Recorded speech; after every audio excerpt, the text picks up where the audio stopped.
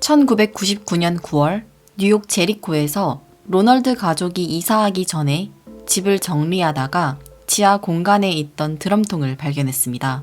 사실 그 드럼통은 로널드 가족이 집을 구매할 때도 있었던 것인데요. 집을 구매할 사람이 지하 공간을 포함하여 집 내부 구석을 모두 청소해달라고 요청했기 때문에 그 드럼통을 간신히 끌어내서 청소부들이 수거해 가도록 집 밖에 꺼내뒀습니다. 하지만 다음날 드럼통은 집 밖에 그대로 있었고 100kg가 넘는 물건은 너무 무거워서 수거할 수 없으니 용기 내부를 비워달라는 쪽지가 붙어 있었습니다.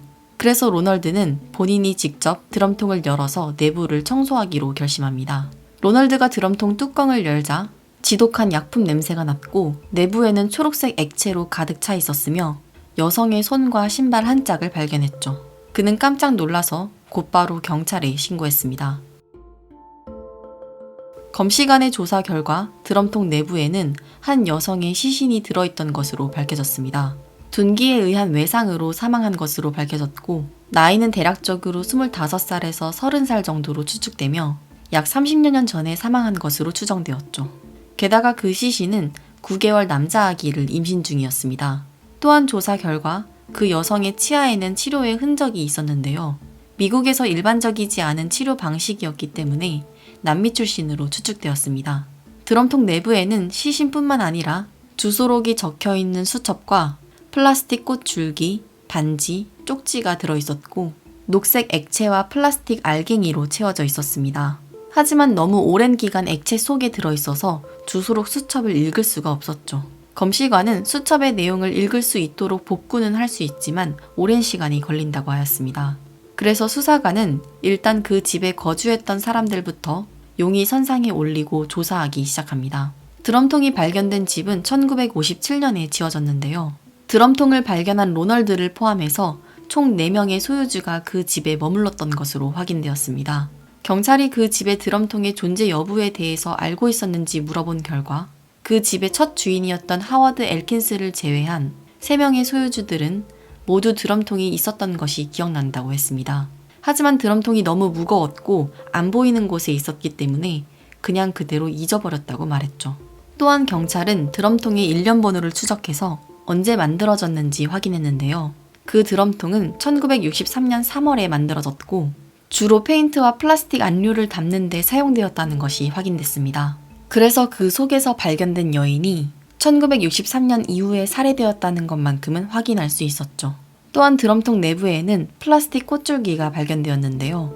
이 주택을 첫 번째로 소유했던 주인인 하워드 엘킨스가 플라스틱 조화를 제조하는 공장인 멜로즈 플라스틱을 소유하고 있었다는 사실이 밝혀집니다. 하워드 엘킨스는 1972년까지 그 집에서 살다가 사업을 정리하고 플로리다주로 이사를 갔죠.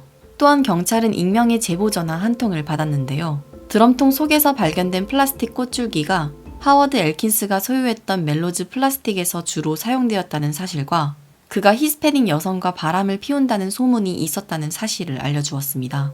따라서 여러 가지 정황상 이 주택의 첫 번째 소유주인 하워드 엘킨스가 강력한 용의자로 의심되었고 경찰은 그를 신문하기 위해서 플로리다주로 갔습니다.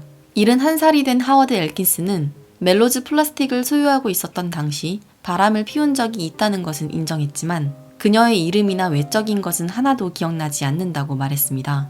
그래서 경찰이 드럼통 속 시신의 태아의 친자 확인 검사를 위해서 DNA 샘플을 채취할 수 있을지 물었지만 그는 거부했고 아내와 이 사건에 대해서 논의를 우선 해봐야겠다고 말하며 경찰에게 떠나달라고 말했습니다. 담당 수사관은 영장을 확보하고 다시 방문하겠다는 말을 하고 떠났는데요.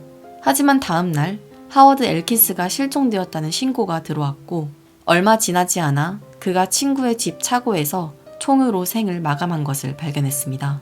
유서는 발견되지 않았죠. 담당 수사관은 그에게서 DNA를 채취했고 태아와 비교 결과 그의 친자가 맞다는 사실이 밝혀졌습니다. 따라서 수사관은 정황상 하워드 엘킨스가 용의자라고 결론을 내릴 수 있었습니다. 하지만 여전히 한 가지 문제가 있었습니다. 드럼통 속에서 발견된 여인의 신원을 알지 못한다는 것이었죠. 하워드 엘킨스가 운영했던 멜로즈 플라스틱 공장은 너무 오래전에 없어졌기 때문에 그곳에서 근무했던 직원들의 기록이 더 이상 존재하지 않았습니다.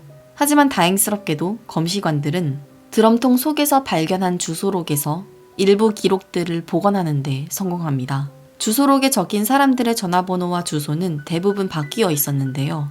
딱 한 명, 캐시 안드레라는 여성만은 여전히 30년 전 전화번호를 그대로 쓰고 있었습니다. 경찰이 캐시에게 연락했을 때 그녀는 드럼통 속의 여인이 누구인지 단번에 알아차렸습니다. 자신과 친했던 레이나 마루퀸이 실종되었었다고 말했죠. 레이나는 1941년생으로 엘살바도르에서 태어났습니다. 그녀는 결혼했지만 남편이 다른 여자와 바람이 나면서 이혼하게 되었고 새로운 시작을 위해서 1966년 뉴욕으로 이주했죠.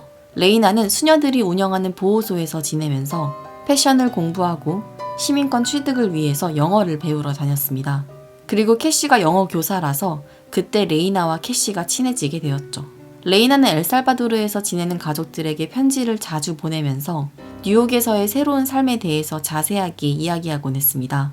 또한 그녀는 멜로즈 플라스틱 공장에 취직하면서 그렇게 새 인생이 순탄하게 풀리는 듯 했죠. 하지만 캐시에 따르면 레이나는 갑자기 어느 순간부터 행동이 이상해졌다고 말했습니다. 그리고 레이나는 캐시에게만 자신이 임신했다는 사실을 밝혔죠. 아이의 아빠가 누구인지 이름은 알려주지 않았지만 그가 유부남이고 3명의 자녀가 있다는 사실을 말했습니다.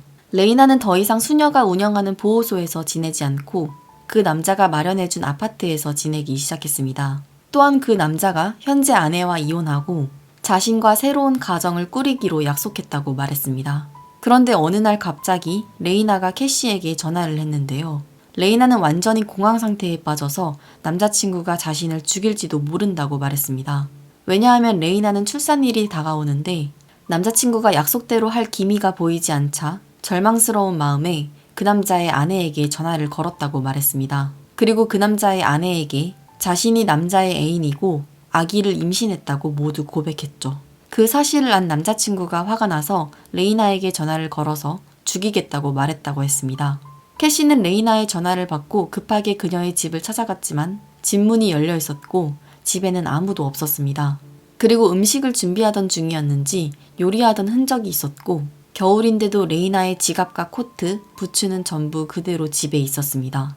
캐시는 레이나를 3시간 정도 기다리다가 그녀에게 무슨 일이 생겼음을 직감하고 경찰에 신고했습니다. 처음에 경찰은 그녀가 남자친구와 가출을 했거나 멀리 떠났을 것이라고 말하며 일주일 정도 기다려보라고 했는데요. 일주일 후에 다시 실종신고를 하려고 하자 캐시가 레이나의 가족이 아니기 때문에 실종신고를 받아줄 수 없다고 했습니다.